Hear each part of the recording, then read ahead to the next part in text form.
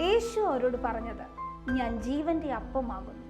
എൻ്റെ അടുക്കൽ വരുന്നവന് വിശക്കുകയില്ല, എന്നിൽ വിശ്വസിക്കുന്നവന് ഒരു നാളും ദാഹിക്കുകയുമില്ല. യോഹന്നാൻ 6:35. അപ്പം ശരീരത്തെ നിലനിർത്തുന്നത് പോലെ യേശു നമ്മുടെ ആത്മാവിനെ പോഷിപ്പിക്കുന്നു.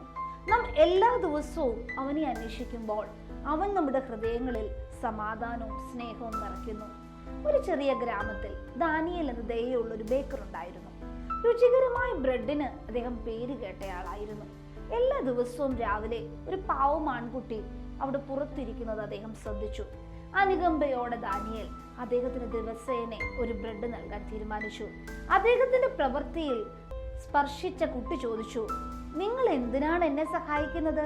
അതിന് ദാനിയേൽ, ഈ അപ്പം നിന്റെ വയറ് നിറയ്ക്കുന്നു, നിന്റെ ആത്മാവിനെ നിറയ്ക്കുന്ന ഈ അപ്പം ജീവന്റെ അപ്പമായ യേശുവിനെ നീ കണ്ടെത്തട്ടെ എന്ന് ഞാൻ പ്രാർത്ഥിക്കുന്നു. വർഷങ്ങൾക്ക് ശേഷം ആ കുട്ടി ഒരു അധ്യാപകനായി. ഒരിക്കൽ തനിക്ക് അനുഭവപ്പെട്ട ശൂന്യതയെ ജീവന്റെ അപ്പമായ യേശു എങ്ങനെ നിറച്ചുവെന്ന് പങ്കുവച്ചു.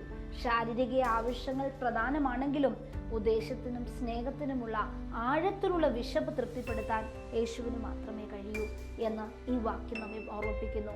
എല്ലാ ദിവസവും നമുക്ക് അവനിൽ വിശ്വസിക്കാം. നമുക്ക് ആവശ്യമുള്ളതെല്ലാം അവൻ നൽകും. ദൈവം നമ്മെ അനുഗ്രഹിക്കട്ടെ.